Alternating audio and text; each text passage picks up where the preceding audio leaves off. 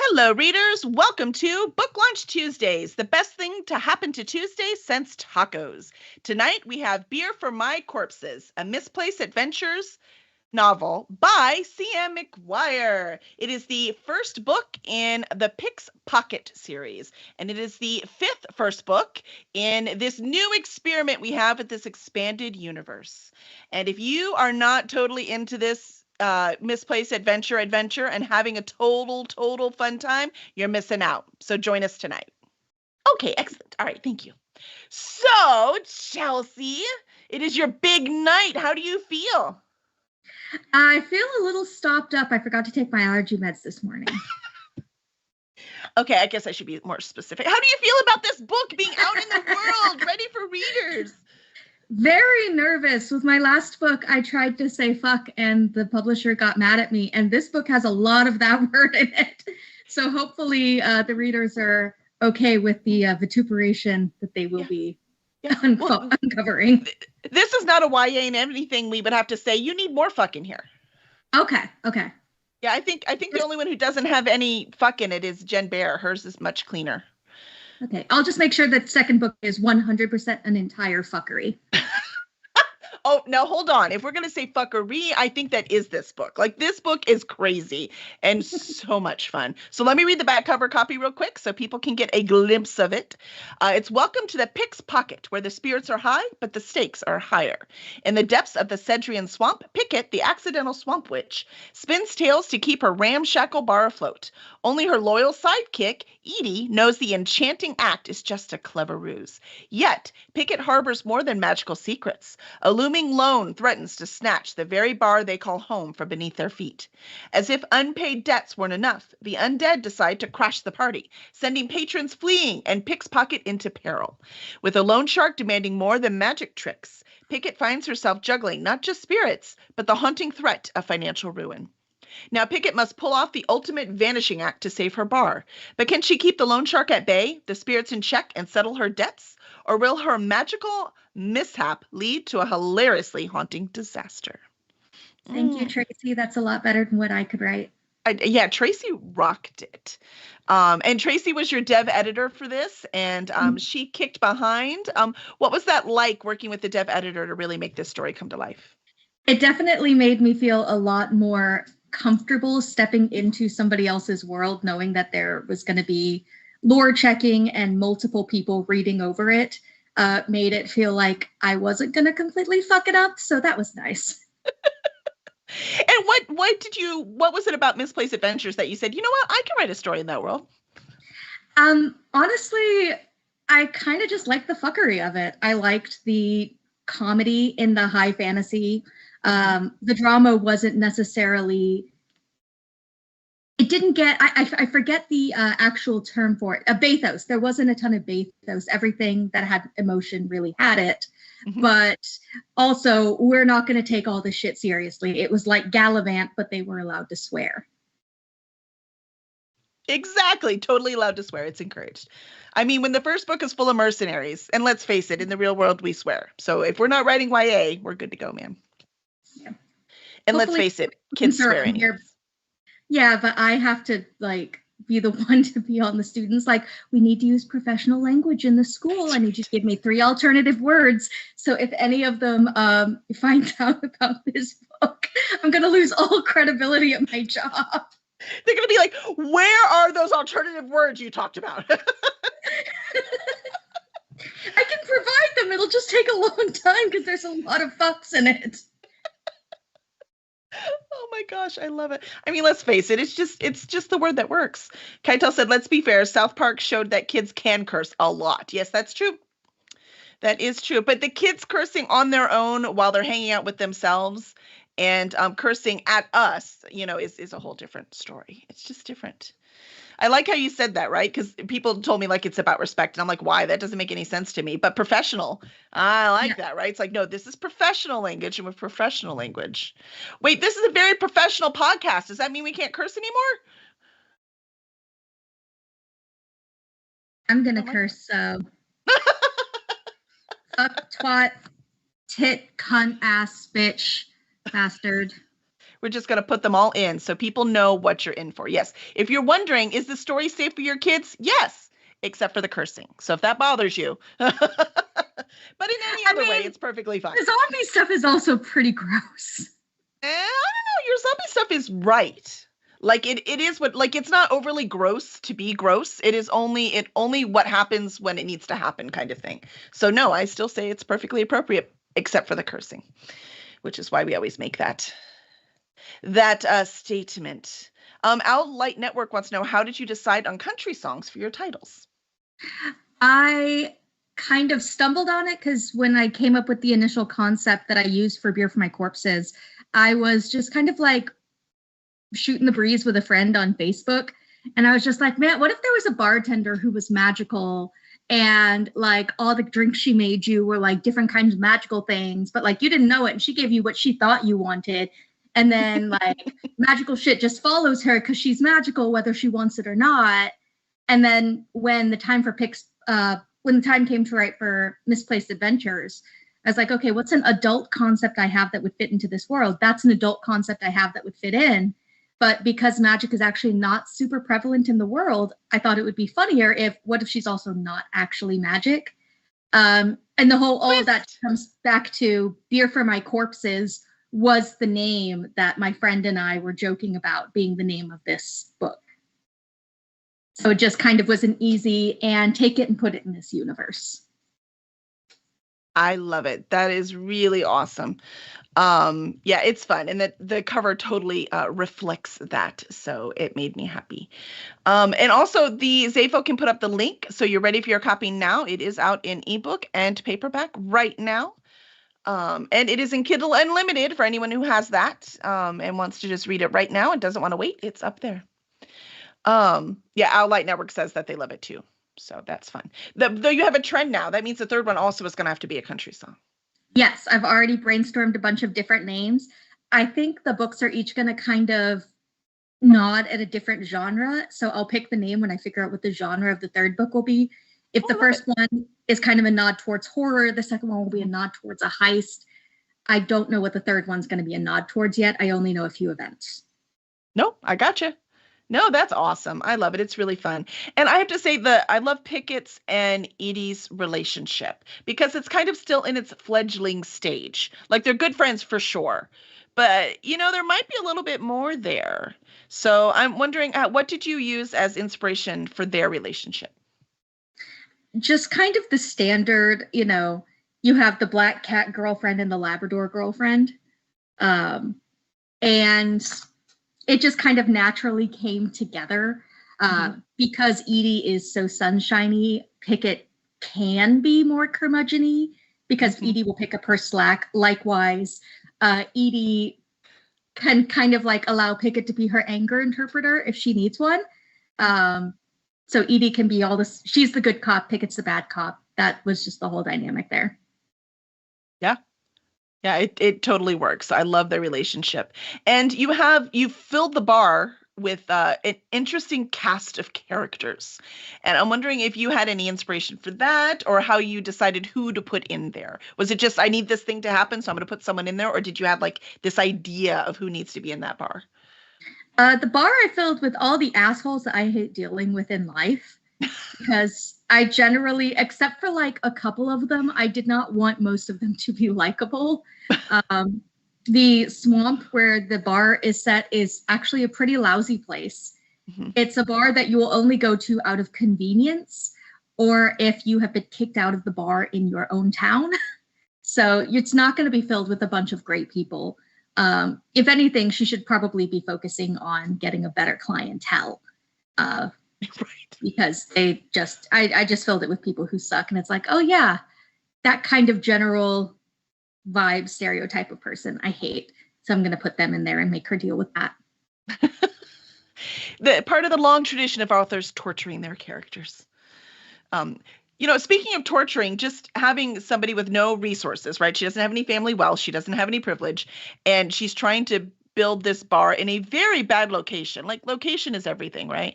And this is like the best she can do right now. But then you decided to add in the fact that she has a loan shark after her. So why did you decide just to add more layers on there? Because usually when you have someone in a position like Picket, who is kind of like a bit of a con woman, they're always very clever. And partway through the writing the very first draft, I kind of realized like I'm having so much trouble coming up with like really clever things for her to do. And it eventually hit me, oh, she's not clever.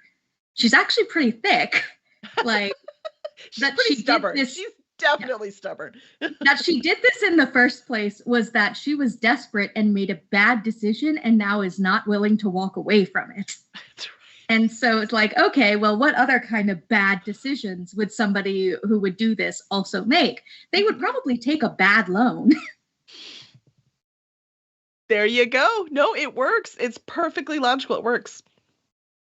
No, I love it. I had fun. So I'm wondering, which character in here do you think is the most like you? Edie is me on the outside. Picket is me on the inside. How clever. Tell me about that. Well, it's kind of like I can't say fuck at school. I have to be friendly and cheerful and professional.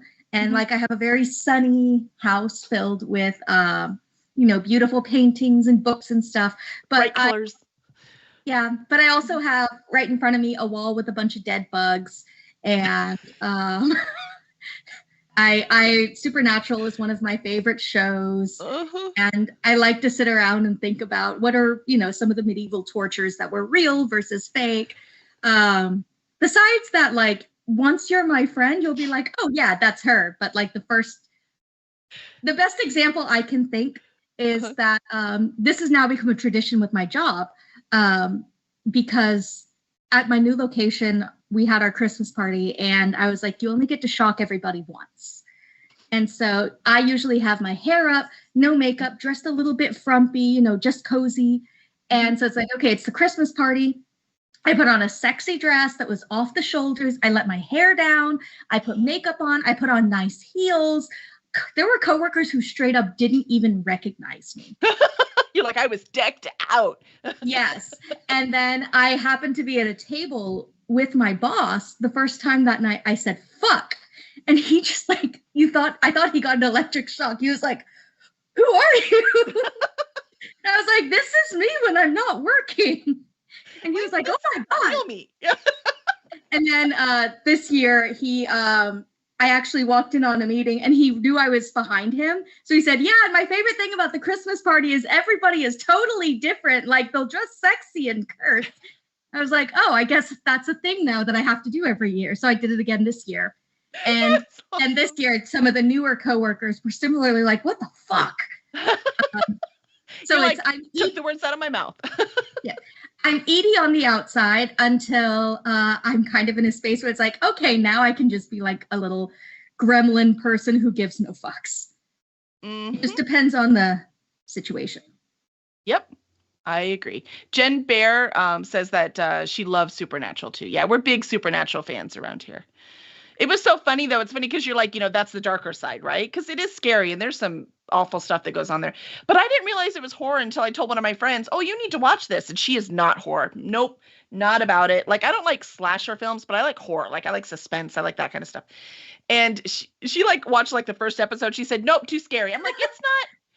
Well, I guess it is kind of scary. I never thought about it. I think one of the reasons I actually like horror now, because I did not touch horror until 2020 when I was like kind of going through some stuff. And I discovered, oh, this can be very cathartic for me. I think I was able to appreciate it because I had a horror background with Supernatural.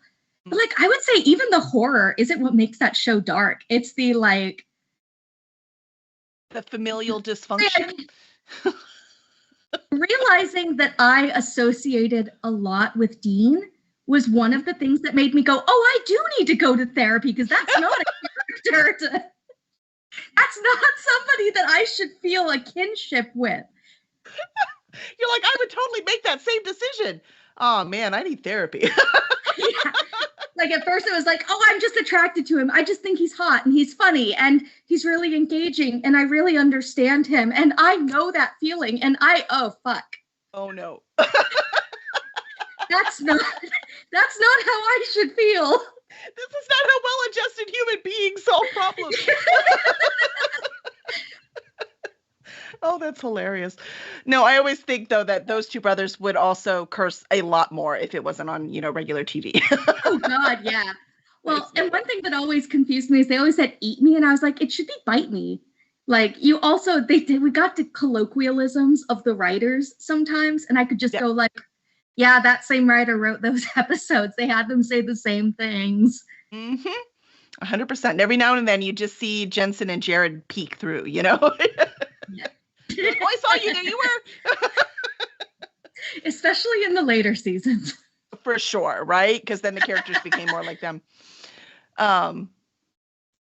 Let's see. Jen Bear says, hoping they announce a reboot of the original show of Supernatural. I think they tried it and it didn't work, right? Well, which is what Keitel said. Yeah. The problem with the Winchesters was that they didn't advertise it as an alternate universe. So, like, the fans like me were like, this completely breaks the lore. I don't want to watch this. And then a friend of mine watched it, was like, no, it's really good. And then she was like, it's in an alternate universe. They just didn't reveal it till the last episode. It's like, that was a dumb marketing move. That was dumb. So many times to get a spinoff, and they finally did, and they blew it on the marketing. We should have gotten Wayward Sisters. That should be yes. Oh my gosh! Someone should write is a Wayward Sisters. The twins. Yeah, the twins would have been a good one. Oh my gosh! I'm like, why'd you kill them? We needed them. That would have been such a good show. 100%. Shit, maybe that's what I need to do with the third Pick's Pocketbook is kind of have a version of that. Oh my gosh! With love them. Edie and the way that they look after Letterboy a lot, I might as well just start having them collect waifs and be like, and we're gonna kick ass, but also we're gonna serve really bad drinks. Going back to musicals, this is Annie / Oliver. Because it has to be a little darker, right? So it can't just be Annie. It's maybe a little Ride the Cyclone, some Hadestown sprinkled in there. That's right. We're just gonna keep going. Matilda. I mean, there's a whole bunch. We could just blend it all together. It's like the kid comes in and they start the story off as Matilda, right. And then they grow up to be, I don't know, who's like a really dark, they grow up to be like fucking Javert or something. There you go. Exactly, right? Except Matilda would not be Javert. That's right. We're going to do a mishmash musical. Just don't have me sing. You can sing. I'll take care of the backstage. Mm-hmm, mm-hmm. Yep. Let's see. Jensen has been hinting at the two brothers doing a continuation of the original show. I mean, there's nothing to continue. They're done. Please don't. It's done. I feel like, that it's going to undercut the finale, but I can see more interesting stuff. I can see the frustration for them and for Kripke and the other creators that none of the attempts at a spinoff have worked. Do you know why we didn't get Wayward Sisters to get another Vampire Diaries? True. So here's my question. How can we have 5 spin-off series for Kevin's Misplaced Mercenaries and Supernatural couldn't even get a successful one out? Well, they got one season of one. That's easy. That's because I'm not in charge of the WB or the CW or whatever it's called. So what we need to do is, Kelly needs to replace Zaslav. 100%. Sign me up. Problem solved. And by the way, Misplaced Mercenaries, the whole Misplaced Adventures, next series we're doing. I mean, it's low. It's a lot of sets, but it's low magic. So it wouldn't be that expensive to produce. We could totally do this. The whole series would just have like a half scripted, half improv. What our flag means death. Very anachronistic. 100%, man. It's all about the character journey and the jokes. That's it. Like, we're just gonna blend those two together, and there we go. I love it. Let's see. Outlight had a question for you. Outlight wants to know which character has the best stories. Oh yeah, the best backstory. They both have very different backstories, but similar in certain ways too. If we're talking Picket and Edie, I would say Pickett's is probably the juicier backstory. But I'm not going to go into it until the second book. You are going to find out a lot of why Picket is the way she is. In the first book, it's only hinted at. In the first book... Yeah, I want more. Good. I want to know so much more about Picket. In the first book, probably the North Fellow has the most interesting backstory, because Edie's was she was a foundling and she was a milkmaid and her town was shitty. And now she's here, except for like one other thing. Right. Well, we know a bit about her backstory too, because the short story, she's featured in the short story that's in Last Night at the Jolly Chicken. So we know a little bit more about her. The other thing happens. Right. Yep. Yep. That's pretty cool. Yeah. I love the way, I'm sorry, I'm just thinking before we started when Chelsea asked, do I have to read anything? And I was like, no, because you're doing that in the, you already did that at the cover reveal. So we're just going to talk about the book and all the fun stuff and, what's fun about this. And Chelsea said, wait, if I have to improv, I should have not watered down my wine. You outed me. Well, yeah, that's more fun. And I'm a monster who puts ice in her whites. No, well, here's my thing with this though. My thing with this is it's alcohol. Enjoy it however the heck you want. And the second point is they're always like, reds need to be at room temperature. I'm like, sure, room temperature in the Mediterranean, not Texas room temperature. It's not the same room temperature, people. Yeah. Unless it's awesome. Winter, then you heat it up. Throw in some mulling spices. Which is even yummier. I mean, that's one thing the Germans definitely got right. Yeah, so if anyone else has any questions, please make sure to ask. I think I'm following all the things here. I haven't checked this one in a while. Yay. Let's see. Kenny at Queen says Kindle and paperback copies ordered. Sweet. Thank you so much. So hopefully you should love it. So it'll be fun. We're very excited about it. So Beer for My Corpses, what was your biggest challenge in putting this together? At least with the first book, I didn't know Picket very well until I was about halfway through the first draft. I knew Edie really well because I had written the short story, but Picket was kind of a mystery to me. So it was pretty slow going at first because it was a lot of writing and going back because I was just kind of learning who she was. In part because at first I thought she was actually very clever and then realized, oh no, they're both idiots. Well, it actually makes it more interesting. Edie's not that clever either. She's sweet. She's got really good instincts though. She has good instincts, but she's Edie has really good instincts. Yeah. But also sometimes a little too trusting. Well, when you grew up with no one, and not even nothing, right? Lots of people grow up with nothing, but when you grow up with no one, you turn out one of two ways, right? Either you're super trusting of everyone because you're just so hungry for attention, or you don't trust anyone at all and they can all go screw themselves, right? And so Edie chose trusting, and I just love that. Yeah. Yeah, I love it. And Zafo, if you'll put the link in again, so anyone interested in the ebook and paperback or whichever you prefer, or both, it's up to you.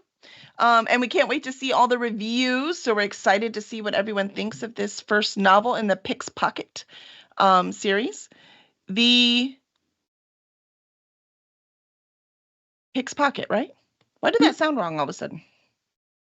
I don't know, but that is the name of the bar and the series. Ta-da! You have some. See, here's my problem. This is the problem I always have with these darn things, because now I want to talk about some characters I probably can't because I'll give things away. Tell us about the artwork behind you, Chelsea. Yeah, good idea, Jen. What about the artwork behind you? Give us a little insight to Chelsea. I paint shit. Wait, you painted all of that? Yeah. Well, not that one, but all the rest of it. That's so cool. Look at you, multi-talented creator you are. Most of them are art stripper tutorials, except for that one and that one. Anne says she wants some. I have some. I was at lunch with Anne on Saturday, and she had these cute little gnome stickers on the back. I'm like, those are so cute. She goes, Chelsea made them. I'm like, what?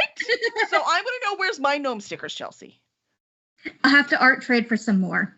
Those are so cute. I had no idea you were so talented. So you've got so many different things. So are you ever looking for a new hobby? Can you not stop doing new hobbies, or is it just art so close to your heart? Yes, and also I have an anxiety disorder, so if I'm still for too long, I start to implode. So I've just taken to collecting hobbies. One of the rooms in my house, because I own a fucking house now, is a craft room, and it's a mess, but it's got like floral crown making and embroidery and crochet and sewing and painting shit and resin casting and air dry clay. So yeah, I'm like Rachel Weisz in the Brothers Bloom. I collect hobbies. Collect hobbies. I love it. Always creating something. Do you get like this sense of satisfaction when you like finish a project? Oh God, yes. Me too. I love it. It's like I don't feel whole unless I'm creating something. Well, you can use crafting as a currency. Like I do a lot of pet portraits for art trades. So I'm going to trade this to a guy for something, and then I'll give that something to my dad for his birthday. Aww. Look, it's so cute. Well, you're going to have a fight over the Yoda, so. Oh, no, he's not. Grogu's mine. That's mine. Grogu, thank you. Man, they're going to take away my geek card. I forgot his name for a minute. You can't have that. You can't have that. It's too much fun. Like, no, I'm just going to take things off the wall you're not allowed to have. Oh, I love that. It's so fun. Well, that's right. When you go to the craft fair to like, sell your books, you have art to do too. I mean, this could totally work. Clear more space for more things.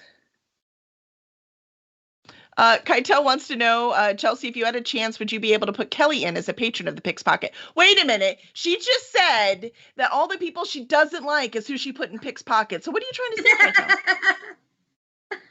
I mean, not everybody. She likes the North fellow. She likes the harmless old drunk dude who gets his beard in his drinks. She likes him. That's true. She needs him. He's a staple. He's like the norm of the bar, right? Yeah. He's the bar guy. He's the bar guy. He has his own stool and everything. No, I love that. I love that.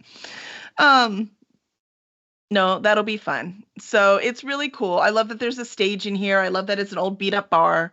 I love that it's close enough to the community to have patrons, but far enough away that it feels isolated. So it's really fun. But as I'm reading it, all I kept thinking, because, obviously shit goes down in the book. Otherwise, what are we reading it for, right? So there's walkways across the swamp into it, and they kept getting beat up and broken and things, and I'm like, man, that is a lot. All I could think as the adult that I am was, that is a lot of stuff they're gonna have to repair before they get this thing going, because no one's gonna swim through the swamp to get to the bar. Yeah. No, the story's not kind to them or their finances or their business. No, not at all. But I look forward to seeing what Edie cooks in the next one. Yes, I have had her cook something in the next one. I do have a recipe for that one. So I love it. A Misplaced Adventures cookbook. We will have to have an entire section on traveler rolls in different places. 100%. And everyone needs to make their own. And Jen also, Jen's a great cook. So we can have all kinds of fun stuff going on. But I loved watching Edie cook with the very little supplies they had, right? Because it's a well-known fact. Have you ever watched a Bar Rescue? No, but I did spend last summer very broke learning how to make basically anything I could out of potatoes because someone gave me just a fuck ton of potatoes for free.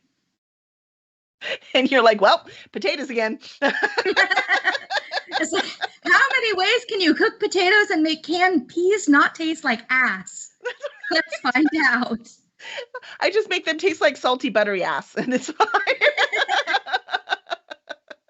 They work fine. It's all fine. Yes, and Owlite says, wait, there are recipes? Well, we've been talking about it. So apparently I know a publisher. So we've been talking about it. So we'll have to see. That would be fun.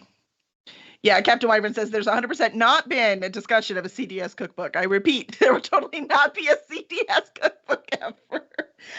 Methinks thou dost protest too much. So, all right. So now I want to ask you some fun questions because we at Cursed Dragon Ship have the firm belief that if people like you, they will also like what you write. So what I would like to know is, what is the last movie you saw that you liked? Not Wonka. Really? I loved Wonka. Wonka was fine. I just didn't get the vibe that the dude would let children die. And like, you have it's really, Roald Dahl, so yeah. well, yes, but that's the thing with Wonka. We know he won't actually let them die, but like, you have to low-key believe he would.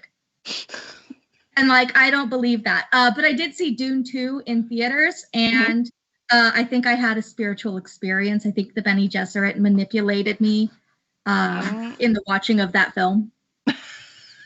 You're now a convert.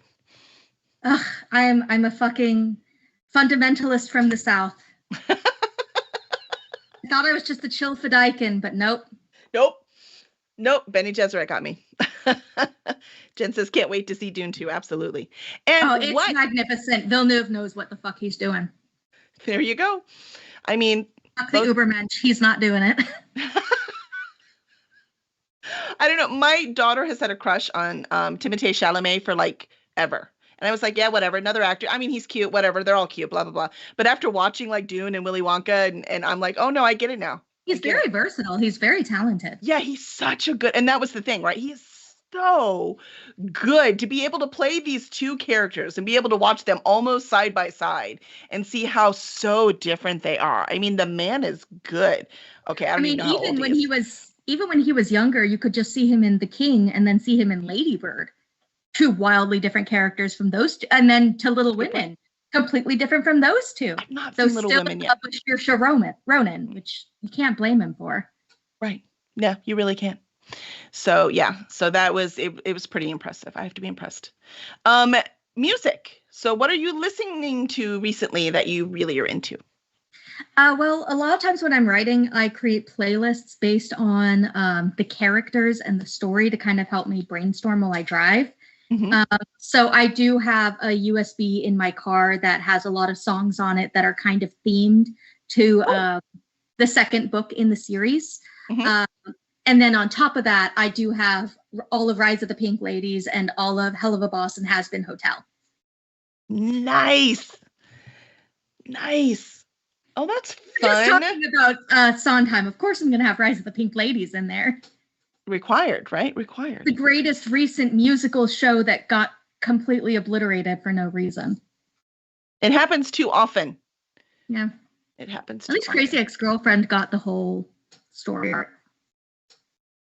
Did you ever watch, what was the TV show? Was it Smash? I started Smash. I forget what led me to draw. Something in the show just kind of made me go, I'm not enjoying it anymore. I loved the music, but there was something in the storyline that put me off. I don't remember what so much. And they canceled just because it was too expensive. And I'm like, but I loved it. My gosh, I love that show. I might be a little addicted to musicals. They also canceled Our Flag Means Death, but the Gilded Age is still happening. So right? I'm not bitter. You're bitter. No. Oh, I know what I should do. I should have a character named Zaslav walk into the bar and just have him get food poisoning. Done. I can do that. I'm a writer. Right? You can 100% do that. You have a pretty clean campus over here. So, yep. So what we do? We did movies, we did music. How about TV? Is there any TV you're watching lately that you really like? Well, I was just rewatching Our Flag Means Death because I'm in denial. You're like, it is coming back. I'm not okay. God, I feel so bad. I actually, in my journal, I keep track of all of the movies, shows, books, nonfiction, graphic novels that I consume in a year just to kind of see what my influences have been. I started watching Hacks. That was okay. It was nice. I wasn't crazy about it. Deadlock. Every night, I could not wait to come home and watch Deadlock. I don't know that one. So Deadlock is a parody show. It's Australian, and it parodies police procedurals. Oh, that's got to be fun. So fucking funny. Like, even down to, we've gotten all the characters have had their arcs, and the murder was solved, and we're here at the end, and the whole show still ends on a fucking joke that makes the entire season ridiculous. Oh my gosh. That's hilarious. So good. Oh, that's awesome. Resident Nope. Alien. Yeah, you know what? I love Alan Tudyk, right? But I just put off Thank watching God he Resident finally. Alien. It just the whole thing just sounded silly. And then I started watching, I was like, okay, this is actually pretty dang good. I'm so happy for him because, like, you can't even fucking find Powerless. And yes, his voice acting work tends to go well, but he's always in one season wonders when he's in live action. So I was so happy that he's finally on a show that is getting multiple season It's got legs. storylines. Like, oh, thank God, because people need to. He picks good projects. Mm-hmm. But that's it. He picks good projects. They're not necessarily the popular ones, right? So that's hard. Or some of them become popular way after they're off the air, like Firefly, and that's totally not fair. So I'm very glad that Resident Alien is getting some love because sci-fi has been floundering with its direction, and I feel like Resident Alien it knows what it is, and it's focused on what it is, and it's very good. Yeah. I love it. I don't laugh out loud very often, and that show gets me, man. And it's not a comedy, but it has comedic. Actually, it's very much like Misplaced Adventures, right? Like Misplaced Adventures is not just, it's not like the Deadlock, like you talked about, right? That is on purpose satire, right? Yeah. But the characters are funny. You know, some of these situations are ludicrous, so it's so funny. But, you know, the emotion of what's going on and what's happening, all of that kind of stuff, that is very true in Resident Evil. And it's also very true in Misplaced Adventures. So that's actually a good point. But laugh out loud, man. I just... Oh, yeah. Well, this is real people. Real people are like this. Real people are fucking ridiculous. Yes. Where the comedy comes from is when you put a real person in an absurd situation, that's where you get comedy. Because it's that juxtaposition. Yep, 100%. They're talking about lit RPG in the chat. Do you read any lit RPG? No, I don't. Yeah, that lit RPG is not my thing either. Zafo loves it. So he's read a ton of it. He's read like all the Viridian Gate. They're talking about that right now. And James was our guest, Jen. We talked to James. So he does a lot of the lit RPG. He's the founder of the Viridian Gate series. One of our inspirations, by the way, from Misplaced Adventures. So as in not for the world, right? That's all Kevin Petway, but for the expanding it. So a lot of the lit RPG that we read, they were expanding like that. And we're like, you know, we can do that too. This stuff is awesome. So, no, that's awesome. All right. So, Chelsea, as we're wrapping it up, and first, I do want to say congratulations on this novel. So, it's beautiful on the inside and out. You've done such a great job of bringing these characters to life and giving them history and putting them through the ringer. I mean, we're supposed to do that, right? It's so funny. It's like, I really like the characters. It hurts my heart. But if nothing was happening, I would be bored. So I don't know. I guess I'm just a contradiction of terms. So you did a really good job. And I'm wondering, what would you like to leave the audience with? My temptation is to tell a dirty joke, but I used my best one when we were doing sound checks. So I guess kind of with one of the fundamental themes of the book is that healing can't really start until you start opening up who you are to the people you trust. I love that. That is beautiful. We should put that on the back somewhere. Write that down so I don't forget. But no, I love that. That's gorgeous. And now that you have all of these new fans who can't wait to get this book and all of the everything that you write, where can fans find you and your work? You can find the ebook on Amazon because they definitely don't have a monopoly. Yeah. And you can find the physical book basically everywhere. For sure. And then what are your socials? CM McGuire, and I thought I was being clever when I created it. It's spelled out phonetically. SEEEMMCGUIRE.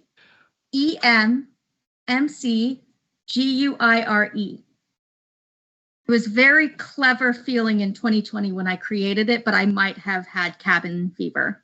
You're like, look, man, I was going through some stuff. I was going through some fucking stuff. Are you telling me you're just as clever as Picket? I'm exactly as clever as Picket. Excellent. Well, thank you so much, everyone. Please make sure to get your copies. Let us know what you think. And if you want to hang out, ask Chelsea questions, please join our Discord. Go to cursedragonship.com/Discord, and we'd love to see you there. Bye.